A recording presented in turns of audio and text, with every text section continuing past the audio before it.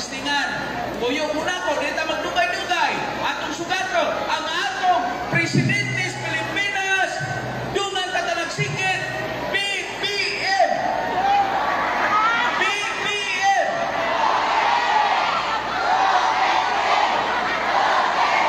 Bangon madawat ko karon.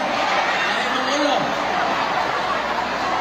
Dayo ko sa atak kay Nakas Gobernador. Basta nanungkan ninyo ha. Ang pitugo, grabe ang Duterte. Ito naman po ay sikreto lang natin. Ha? Huwag niyo po ipagsasabi mo si kanino. Ha? Atin-atin lang po ito. Ha? Atin-atin lang po ito.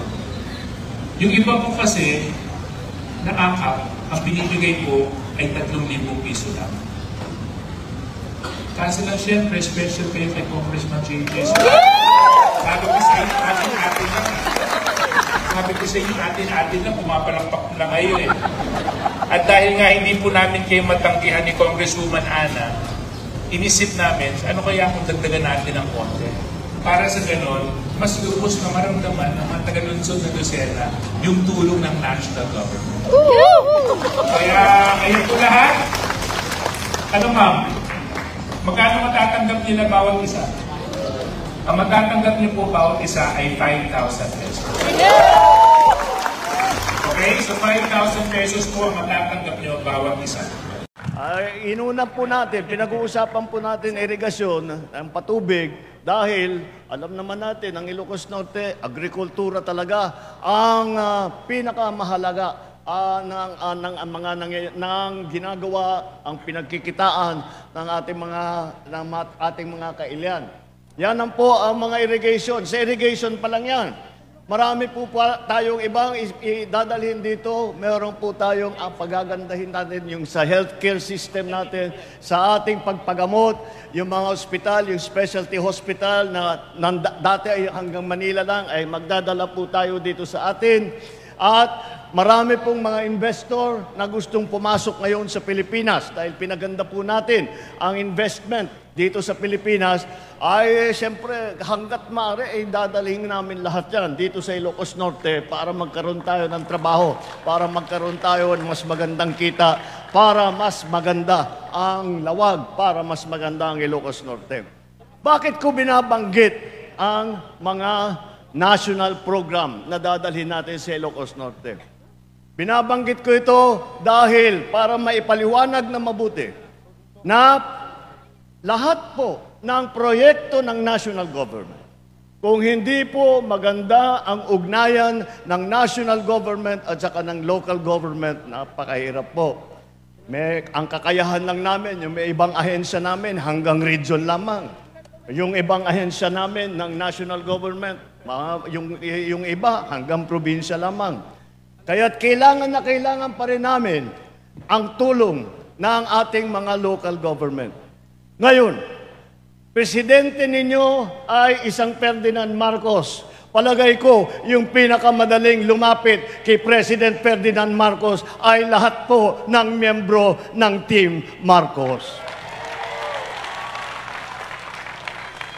Lahat po ng nakaupo rito, sa palagay ko dito lang sa Ilocos Norte pwede sabihin, lahat po na nakaupo rito sa entabladong ito, kaya po kumuha ng telepono at tawagan ako. Ganon kalapit ang aming pagsasama, ganon kalapit ang aming pag-uugnay para pagandahin ang Ilocos Norte.